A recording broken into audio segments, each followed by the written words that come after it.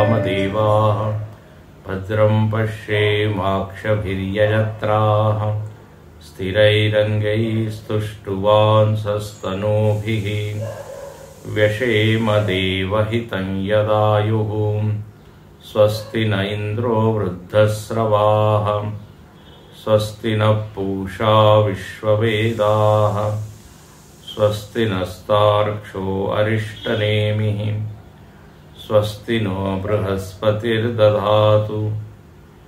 ॐ शान्ति शान्ति शान्तिः। समाने वृक्षे पुरुषो निमग्नः अनीशया शोचति मुह्यमानः जुष्टं यदा पश्यत्यन्नमीशम् अस्य महिमानमिति वीतशोकः।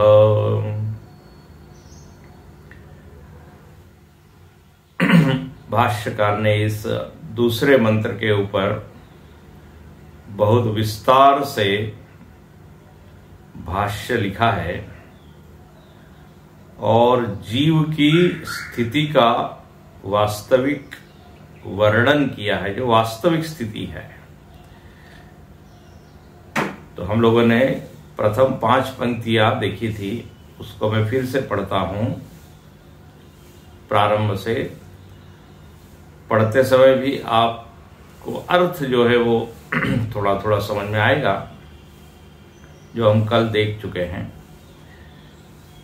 तत्रैवं सति समाने वृक्षे यथोक्ते शरीरे पुरुषः भोक्ता जीवः अविद्या काम कर्म फल रागादि गुरुभारा क्रांतो अलाबुरिव सामुद्रे जले निमग्नः निश्चयेन देहात्म भावमापन्नः अयम एव अहम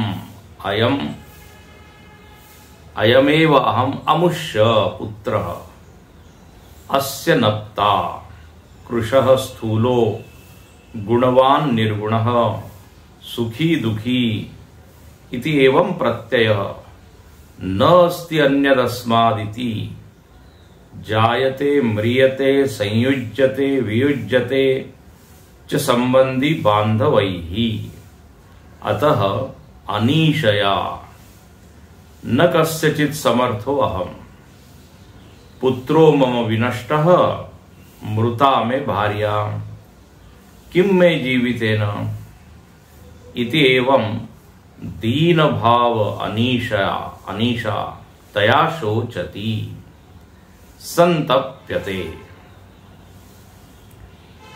यहां तक हमने देखा था।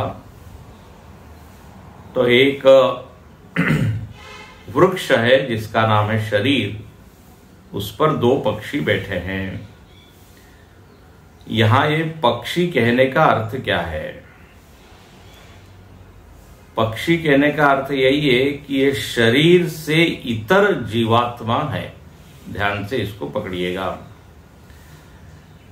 जब आप एक पक्षी की कल्पना करते हो तो सहज ये भाव आता है कि जो वृक्ष से अलग है और जो एक वृक्ष को छोड़ता है दूसरे वृक्ष पर जाता है। जब वृक्ष बूढ़ा हो जाता है, वृक्ष फल देने के योग्य नहीं रहता, तो पक्षी क्या करता है? दूसरा ठिकाना ढूंढता है। तो ये पक्षी मतलब वृक्ष से अलग चीज है। तो यहां पर अप्रत्यक्ष रूप से ये कह दिया कि जीवात्मा इस शरीर से अलग है, इसलिए पक्षी कहा। अब ये जीवात्मा है, इसकी क्या स्थिति है? तो कल हमने देखा कि ये भोक्ता है। भोक्ता का अर्थ है भोगों से जो प्रभावित होवे, भोगों के साथ जिसका तादात्म्य होवे, संबंध होवे, जो अपने को भोगों से अलग न रख सके। और यदि अनुकूल भोग हो तो उसका परिणाम पड़ता ही है उस चित्त पर, तुरंत अपने मुख से निकलता है, अहम सुखी, मैं ठीक हूं, मजा आ गया, अच्छा लग रहा है।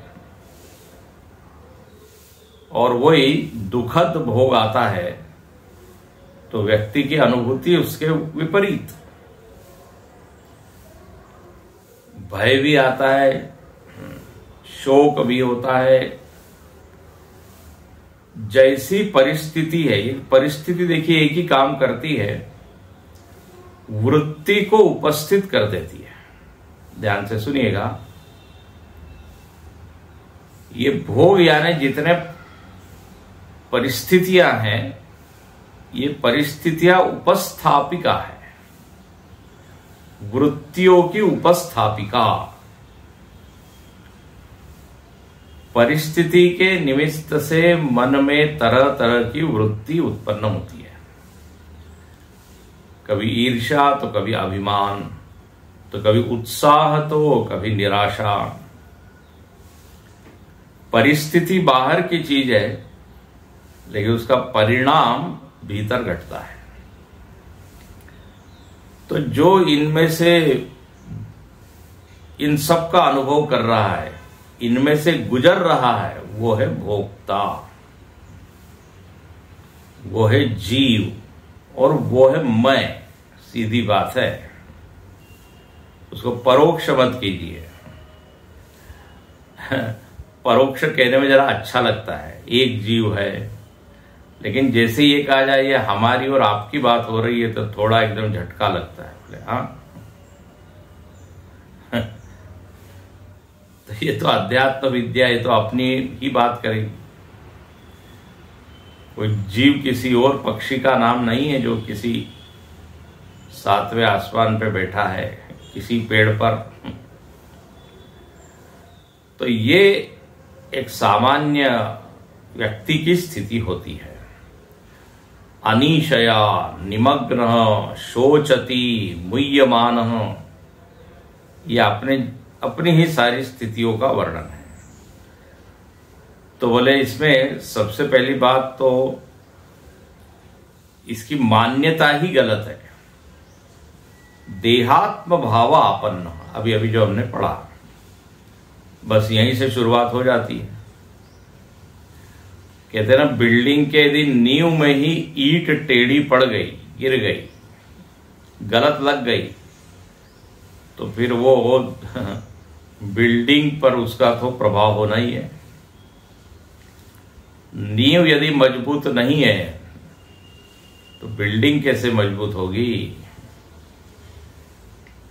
तो यहां अविद्या के कारण ये पहली दुर्घटना घट गई।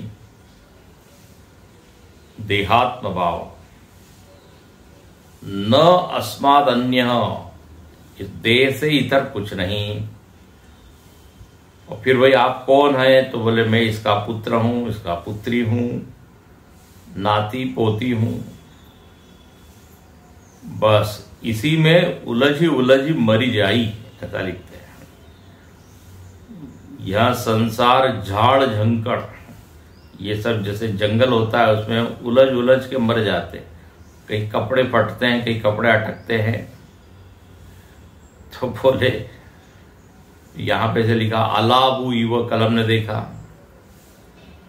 तो आप जो कल्पना कर सकते कीजिए, जंगल में भटक रहे हैं या समुद्र में डूब रहे हैं या नदी में बहते जा रहे हैं, जो मानिए। अपने शास्त्रों में अलग अलग उपमाएं दी हुई है।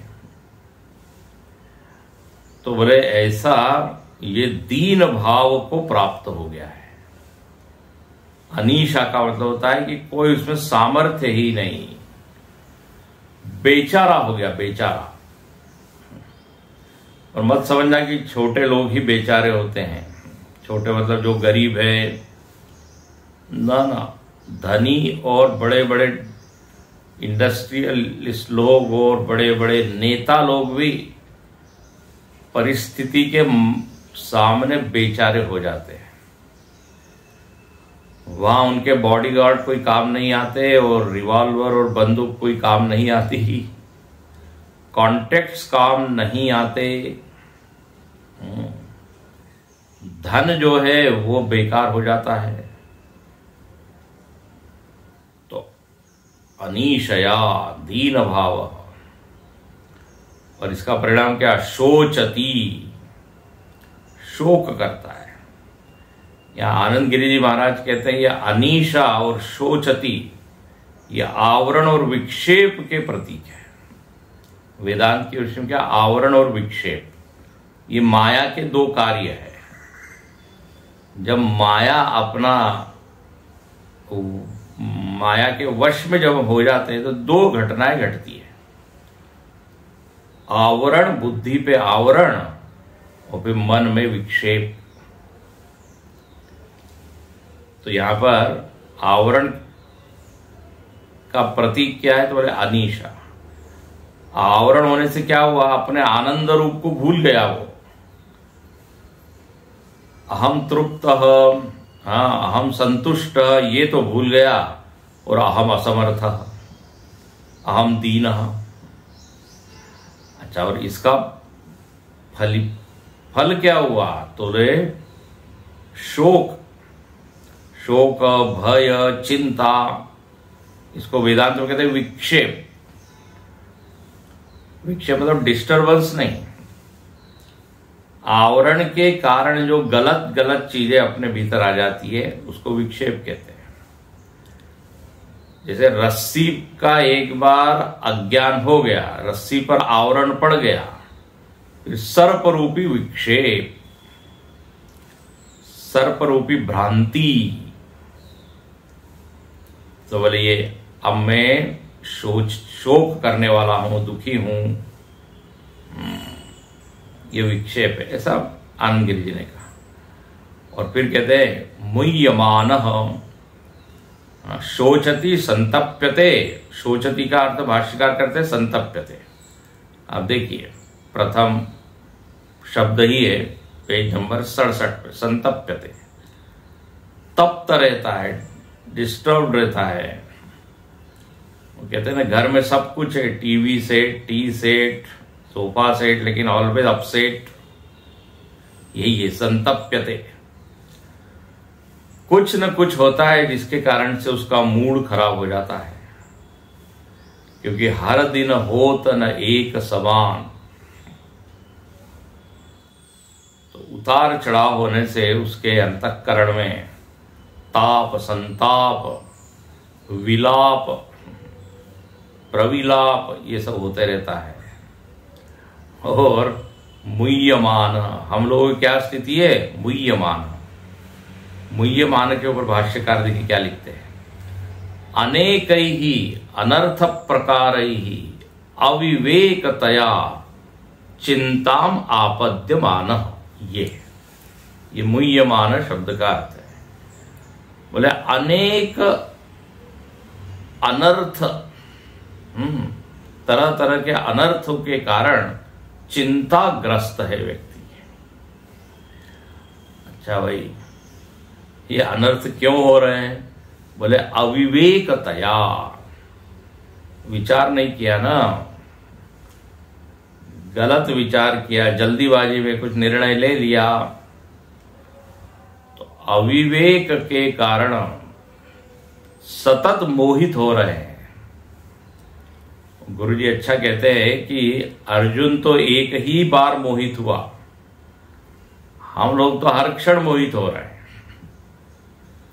कभी धन को लेके, कभी पद को लेके, कभी संबंधों को लेके, सुख दुख को लेकर।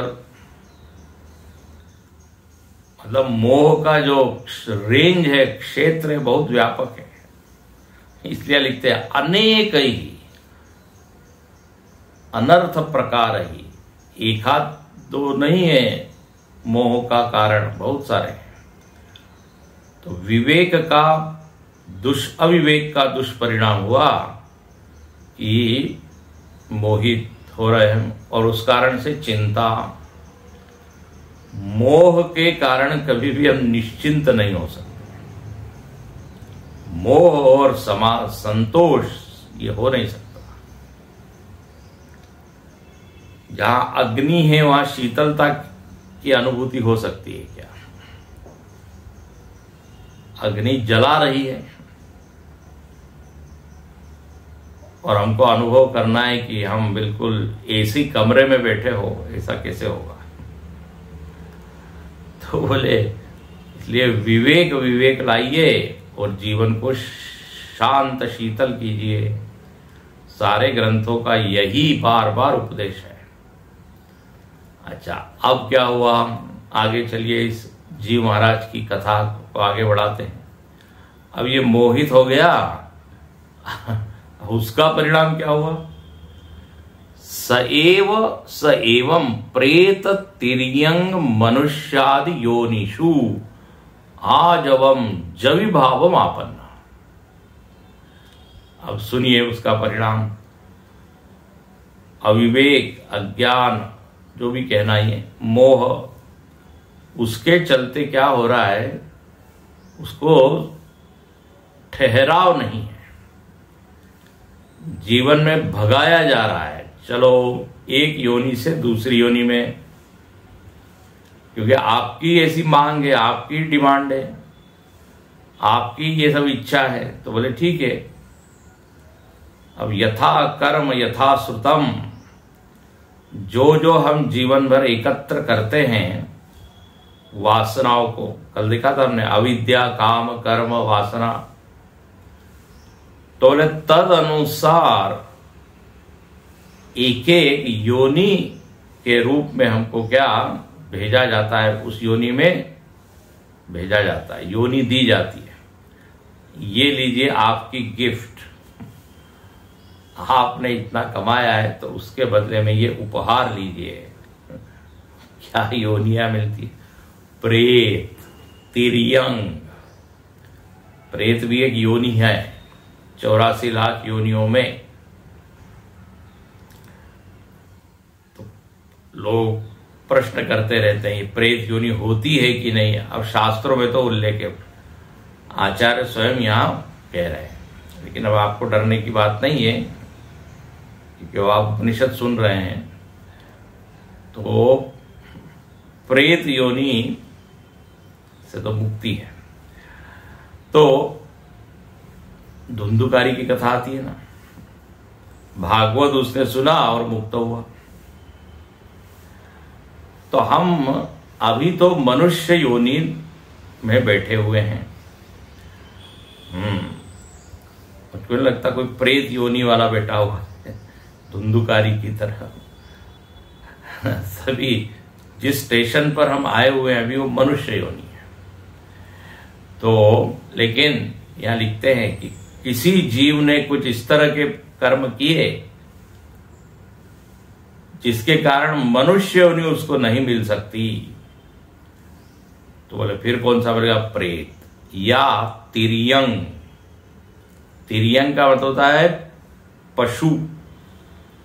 कई बार आपको बता चुके हैं, जिनकी रीढ़ की हड्डी पृथ्वी के समानांतर हो उसको कहते तिर्यक।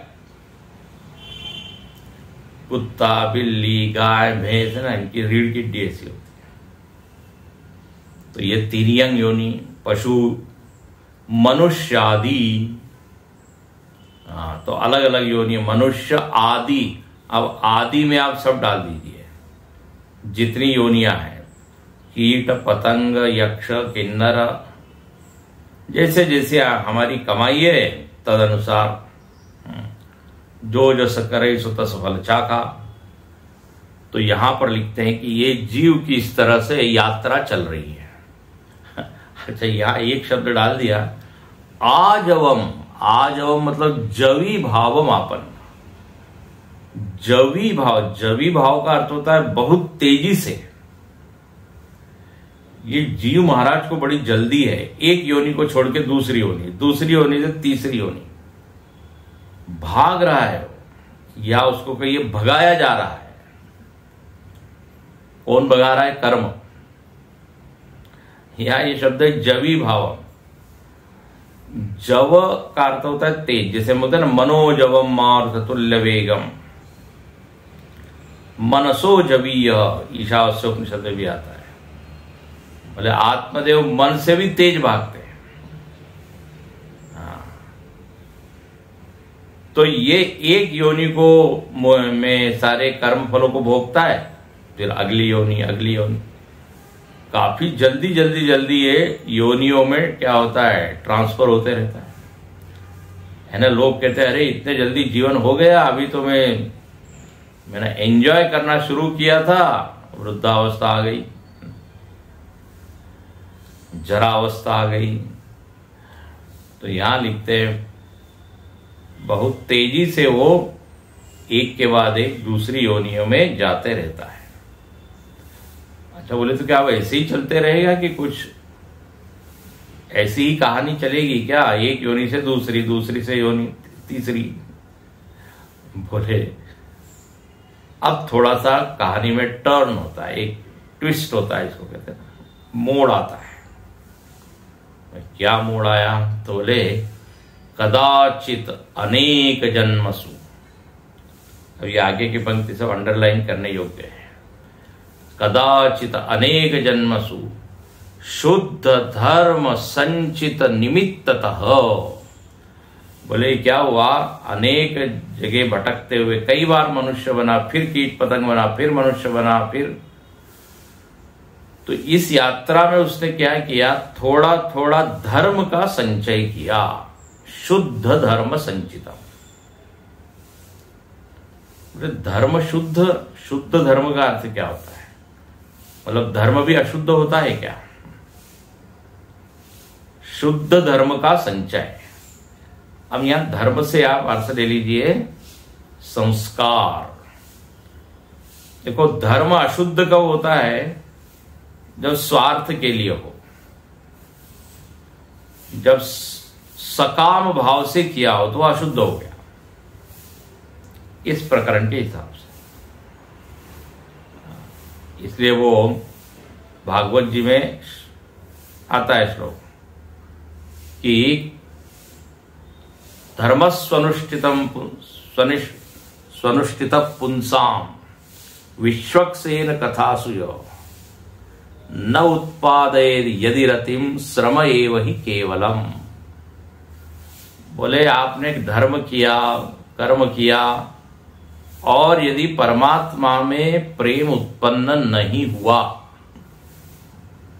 तो बोले ये केवल मजदूरी हो गई, श्रम एव ही केवलम। कर्म कांड कर रहे हैं और भगवान के प्रति प्रेम भाव का संवर्धन वर्धन नहीं हुआ तो बोले ठीक है, आप आलसी नहीं है, आप श्रमिक हो, श्रमिक, क्योंकि आपने अपने लिए किया। तो यहां जब कहते हैं शुद्ध धर्म संचिता, मतलब यहां टिप्पणीकार देखिए बिल्कुल लास्ट में बड़ा अच्छी पंक्ति लिखते हैं, निष्काम कर्म अनुष्ठान उपासन रूप शुद्ध धर्मेण संचित संपादित।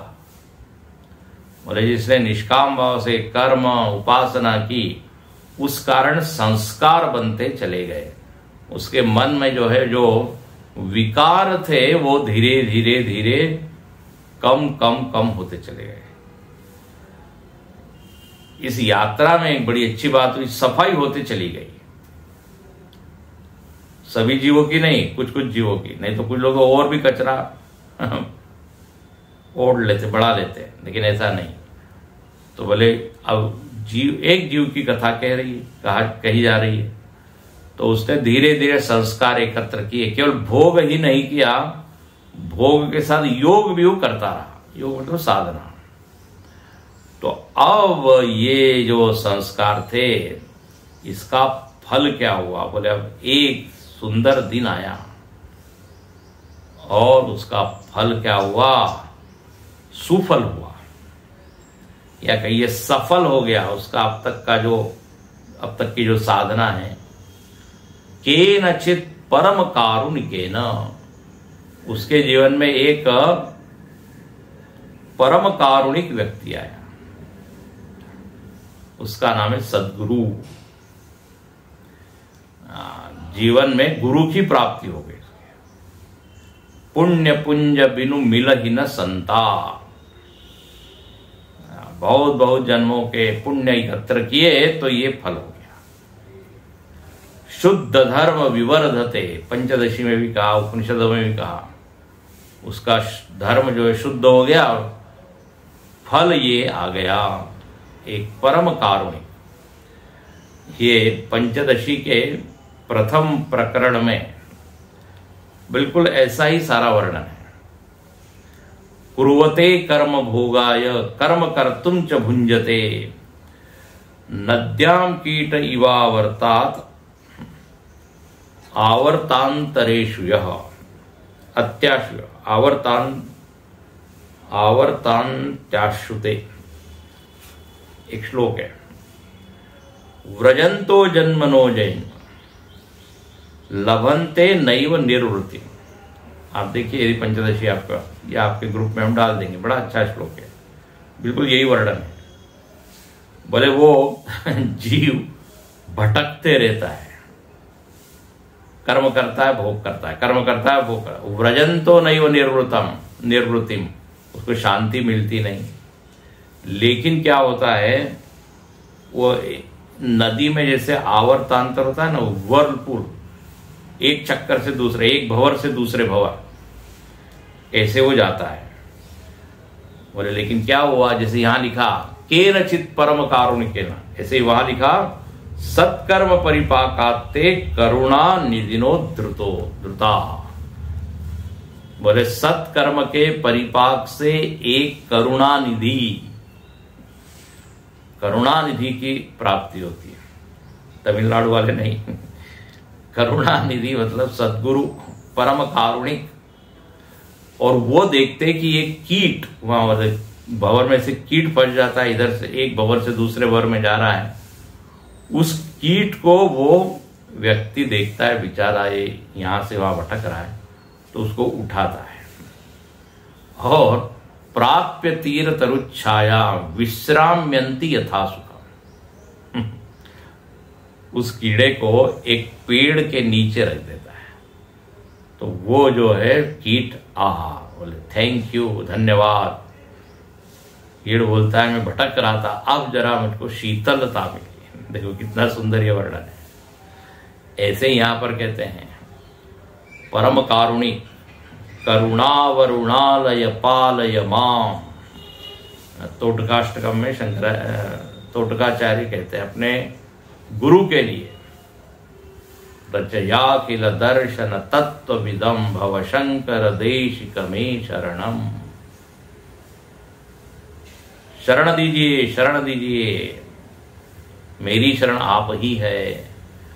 तो जीव के जीवन में ये घटना घटती है, ये कारुणिक। देखो ये जो कारुणिक शब्द है, ये जीव बोल रहा है ना कि आप करुणा निधान है।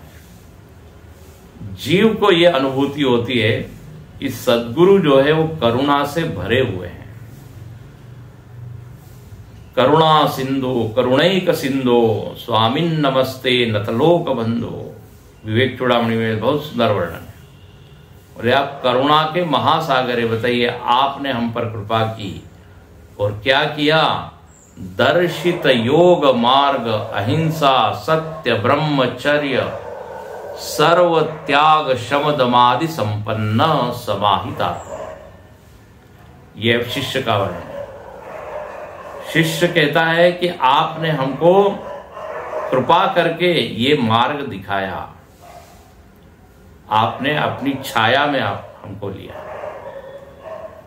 देखो ये शिष्य को लग रहा है करुणा की। आचार्य ऐसा नहीं कहता कि मैं बड़ा करुणा करने वाला हूं, कृपा करने वाला हूं, मैं नहीं होता तो तुम भटकते रहते। तो अपने आप को वो ये जो कारुणिक शब्द आया है ये जीव की ओर से आया है, ये ध्यान रखिएगा।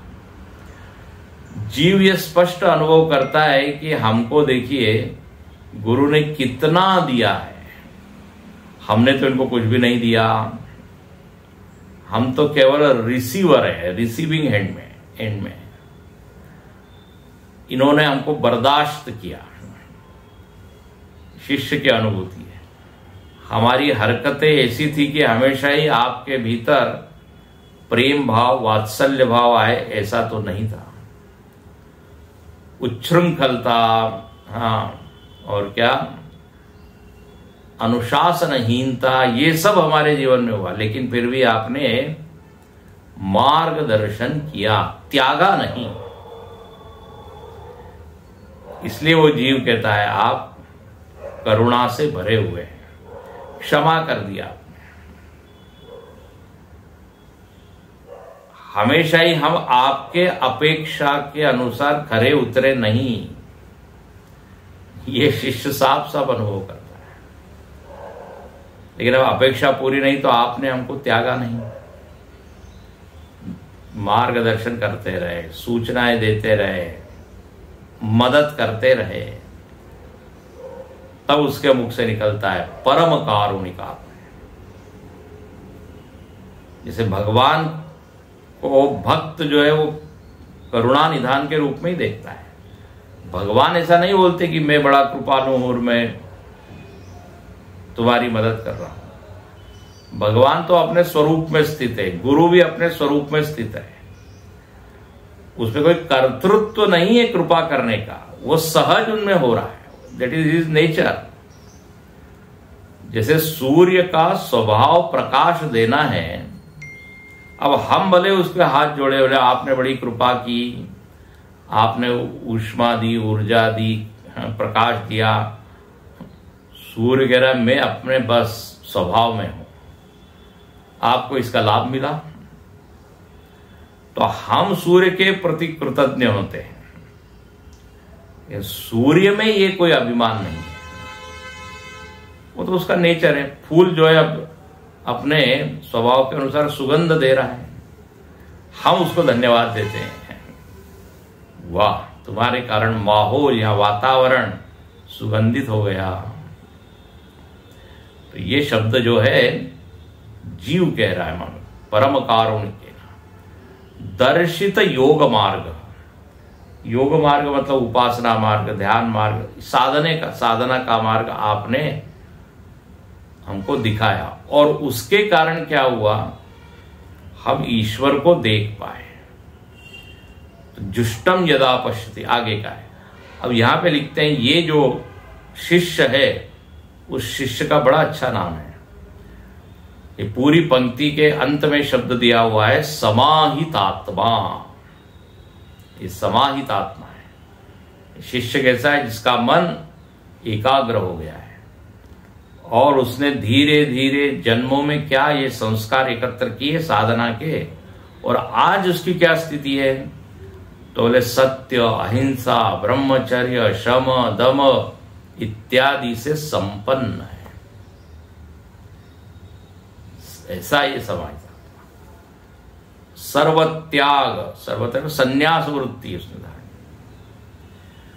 और कहते हैं ऐसा वो जब साधक गुरु के शरण में गया है तो बड़े बड़े लोगों के द्वारा सेवित जो ईश्वर है उसको ये भी देखता है। समाहितात्मा सन जुष्टम, जुष्टम शब्द श्रुति का है, सेवितम, जुष्टम का अर्थ है सेवितम, अनेक योग मार्ग ही कर्मिभिश्च। बहुत सुंदर बोले, अनेक साधकों ने, कर्मियों ने, योगियों ने, भक्तों ने उस ईश्वर की सेवा की, आराधना की। सेवितम मीन्स आराधितम, तो जुष्टम मतलब सेवितम। किसके द्वारा सेवितम? बड़े बड़े आचार्य, संत, साधकों के द्वारा जो सेवित है ऐसा ईश्वर को दिखाया गया। इसके द्वारा? इस सदगुरु के द्वारा। इसलिए हम बोलते हैं ना गुरु स्तोत्र में, तत्पदम दर्शितम येन तस्मै श्री गुरवे नमः। दिखाने वाला तो वो है। तो वो मार्गदर्शन उसने किया। तो बड़े बड़े योगी लोगों ने जिस ईश्वर की सेवा की वो ये साधक भी देखता है। यदा जुष्टम यदा पश्यति, बहुत सुंदर, कहते यदा यस्मिन काले पश्यति, वो देखता है। गुरु कहता है ये है तुम्हारा स्वरूप, ये है ईश्वर, ये है परमात्मा। तो बोले पश्यति ध्यायमान, बस बार बार बार बार गुरु ने जो बताया उसके ऊपर ध्यान करता है। ध्यायमान, निरंतर ध्यान कर रहा है, पुनः पुनः अपनी वृत्तियों को आत्मोन्मुखी वो कर रहा है। और जब उसने ये किया तो क्या उसको मालूम पड़ा, क्या ज्ञान हुआ? तो श्रुति कहती है जुष्टम यदा पश्यति अन्यमीशम अस्य महिमानम, तब वो उस ईश्वर की महिमा को अनुभव करता है। और क्या अनुभव करता है? ये पूरा अनुभव का वाक्य है, पूरा लंबा वाक्य दिया हुआ है। बोले मैं अन्य हूं, ये वृक्ष वाला नहीं हूं, मैं वृक्ष ही मैं नहीं हूं, शरीर ही मैं नहीं हूं, वृक्षोपाधि लक्षणाद विलक्षणम, वृक्ष उपाधि से विलक्षण, उपाधि से तादात्म्यपन्न में नहीं हूं, मैं अलग हूं, ईशम हूं मैं, ईशम। और ये ईशम का अब लक्षण बताया। ईशम क्या है? ईश्वर है, मतलब अहम तो आत्मा। और ये कैसा है? असंसारिणम अशनाया पिपासा शोक मोह जरा मृत्यु अतीतम ईशम। ये हो गया, कितनी सुंदर पंक्ति है। अब उसको जो साक्षात्कार हुआ अपने स्वरूप का, तो ये बोले मैं असंसारी हूं, ये नहीं व्रजन तो यहां से यहां घूम रहा हूं, भटक रहा हूं। बोले मेरी ना समझी थी, ना समझी के कारण लग रहा था कि मैं भटकने वाला हूं, मैं तो असंसारी हूं, भूख प्यास से रहित हूं। भूख प्यास आत्मा के धर्म नहीं है, प्राण के धर्म है। अशनाया पिपासा शोक मोह, ये भी आत्मा में नहीं है, ये सब मन बुद्धि में ही ये द्वंद्व है, भ्रम है, विकार है, जो भी कहना है यहाँ पे। आत्मा थोड़ी दुखी होता है, आत्मा मोहित नहीं होता, मन मोहित होता है। उस मोह को हम आत्मा में अध्यास कर देते हैं उसका, और फिर अहम दुखी इति एवं प्रत्यय, जो पीछे बताया था। लेकिन आज उसकी क्या स्थिति है? शोक मोह से मैं उठ गया हूं। राम गीता में भी भगवान से लक्ष्मण जी यही प्रार्थना करते हैं, जाते होई चरण रति शोक मोह भ्रम जाई। बोले आप हमको ऐसा ज्ञान दीजिए ताकि ये शोक मोह भ्रम से हम ऊपर उड़ जाए। तो ये आत्मज्ञान ही है। इसलिए ईशावास्य उपनिषद में भी आया तत्र को शोक कशोक, उसको शोक कहा, मोह कहा, एकत्व अनुपश्यत। तो यहां लिखते हैं शोक मोह से परे हूं मैं, और जरा मृत्यु अतीतम। जरा मृत्यु शरीर से संबंधित है, शोक मोह मन बुद्धि से संबंधित है, अशना पिपासा प्राण से संबंधित है। तो देखो सारी उपाधियों को इकट्ठा करके उनके लक्षण यहां बता दिए। इन सारी उपाधियों के धर्म से मैं अलग हूं, मैं तो अन्यम हूं। तो शरीर, स्थूल शरीर, सूक्ष्म शरीर, कारण शरीर, इनसे अलग ईशम। भाई फिर मैं कौन हूं? अब आज उसकी अनुभूति क्या है? सर्वस्य जगतः अयम अहम अस्मि आत्मा। अब देखिए, बोले मैं इस देह की आत्मा नहीं हूं, जगत की आत्मा। ले इतना उसके क्या कहते हैं, परिवर्तन हो गया दृष्टि में। कहां तो वो देहात्मा था, कहां तो अनीशया शोचति मुह्यमान था, और अब क्या कहता है? जगत आत्मा है, मैं जगदात्मा हूं, सारे जगत का मूल में हूं, सारा जगत मुझ में है, जगत का अधिष्ठान में हूं। मैं जगत में नहीं, जगत मुझ में। पूरी काया पलट हो गया, इसको ना काया पलट। तो वृत्ति या दृष्टि में पूरी तरह परिवर्तन हो गया। जगदात्मा सर्वस्य और समस्त सर्वभूतस्थ, मैं समस्त भूत में सम हूं। समम सर्वेषु भूतेषु, ये कई बार आता है। सर्वभूतस्थमात्मानं सर्वभूतानि चात्मनि। उपनिषद को देख लीजिए, भगवत गीता को देख लीजिए, बार बार ये समत्वम का उपदेश। तो एक तत्व जो अहम है वही सब में है। पंडिता समदर्शिना, तो समस्त सर्वभूतस्थ न इतर। देखो भाष्यकार थोड़ा और पक्का करते हैं। एक तरफ तो कहते हैं मैं सम हूं, जगत की आत्मा हूं, उपाधियों से रहित हूं, और आगे क्या लिखते हैं, न इतर अविद्या जनित उपाधि परिच्छिन्न मायात्मा इति। बोले अब ये इतिहास की बात हो गई। एक समय था जब मैं अविद्याग्रस्त था। वंस अपॉन ए टाइम अविद्या और अविद्याजन्य उपाधि में घिरा हुआ मैं अनुभव करता था। मैं इतना हूं, ऐसा हूं, और उसको लेके मुझको बड़ा अभिमान भी था, और उस अभिमान के कारण डंडे भी पड़ते थे, दुख भी होता था, लेकिन अभिमान में छोड़ता नहीं था। लेकिन अब जो है वो सारी बातें पुरानी हो गई। अविद्या जनित उपाधि परिच्छिन्न मायात्मा, पहले मेरा नाम था मायात्मा, अभी ऊपर आया था समाहित आत्मा। मायात्मा का अर्थ यहां नीचे टिप्पणीकार लिखते हैं मिथ्यात्मा इत्यर्थ। बोले जो मैंने समझा था ना कि मैं ऐसा हूं ऐसा, वो झूठा है। अब मुझको ये रियलाइज हो रहा है। स्वप्न से जागने के बाद बिल्कुल हम यही बोलते हैं ना, अरे जो मैंने देखा था वो सब झूठा था। मायात्मा क्या शब्द दिया है। अब ये जो मायात्मा पहले था, अब ये बन गया धर्मात्मा, महात्मा, है ना, ये सब शब्द आ गए। यानी कि समाहित आत्मा, शुद्धात्मा, जो बोलिए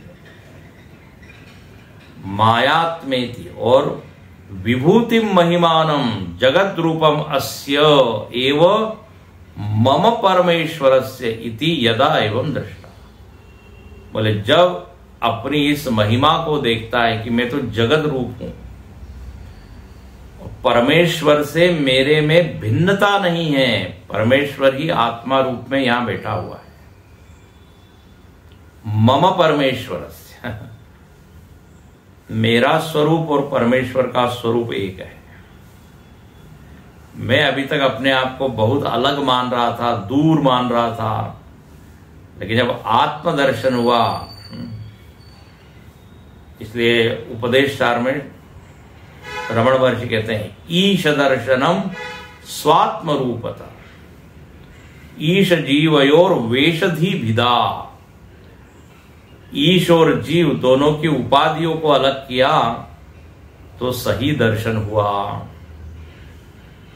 ईश दर्शनम स्वात्म रूपता, आत्म रूप से ईश दर्शन।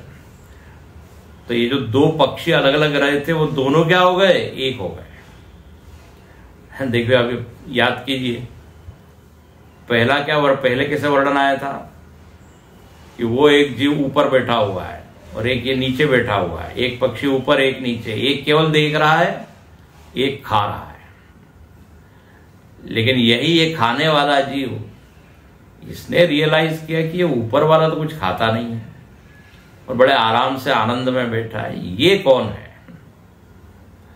तो जब उसने ध्यान किया तो मालूम पड़ा वो मेरे से अलग नहीं। तो ये जो भोक्ता था वही क्या बन गया? दृष्टा। एकत्व का यहां संकेत कर दिया।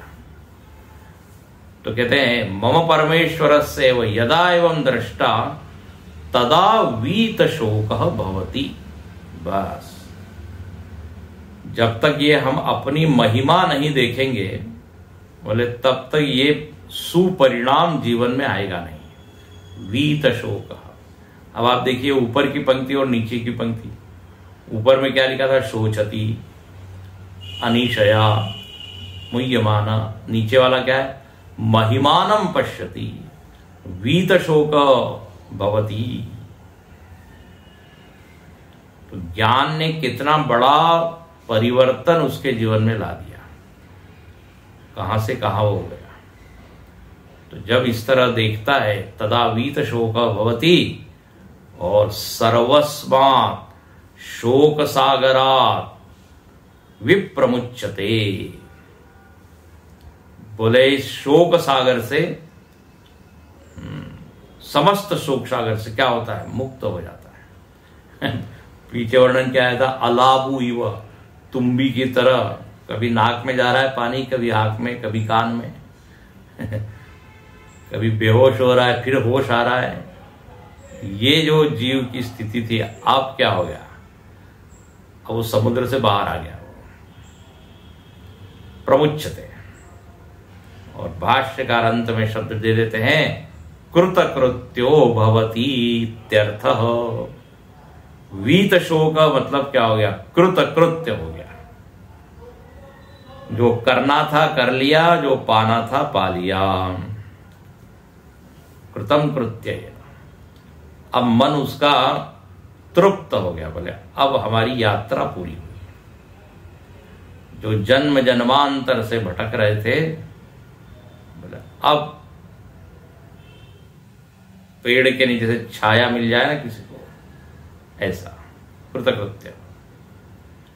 अब कृतकृत्य भयौ मैं माता। सुंदरकांड, तुलसीदास जी कहते हैं, हनुमान जी का वर्णन। जब सीता जी ने कह दिया राम जी तुमसे बहुत प्रेम करे, बोले बस हो गया। भक्ति की भाषा में वो राम जी का प्रेम, राम जी का आशीर्वाद, कृपा, यहां पर आत्मज्ञान। तो कृतकृत्य भवति वीत शोक। इस तरह यहां पर ये जो पक्षी थी इसकी कहानी पूरी हुई। जो जीव चल पड़ा था अनादिकाल से, अब जो है वो मुक्त हुआ। इसलिए ये जो भाष्य है इसको आप बार बार पढ़ते रहिए। ये बहुत सुंदर भाष्य है। कैसे जीव धीरे धीरे धीरे धर्म का संचय करता है, और फिर कैसे उसके जीवन में कोई आचार्य या संत या महात्मा आता है और जीवन को एक दिशा मिलती है। इस तरह यहां पर ये कहा। आगे श्रुति थोड़ा और विस्तार कर देती है। ये सब वीत शोक, ये जो स्थिति बताई ना, उसका वर्णन आगे है। इसको पढ़ लेते हैं, कल देखेंगे। यदा पश्यते रूपम वर्णम कर्तारमीशं पुरुषं ब्रह्म योनिम तदा विद्वान् पुण्य पापे विधूय निरंजन परमं साम्यमुपैति। ओम पूर्णमदः पूर्णमिदं पूर्णात् पूर्णमुदच्यते पूर्णस्य पूर्णमादाय पूर्णमेवावशिष्यते। ओम शांति शांति शांति। हरि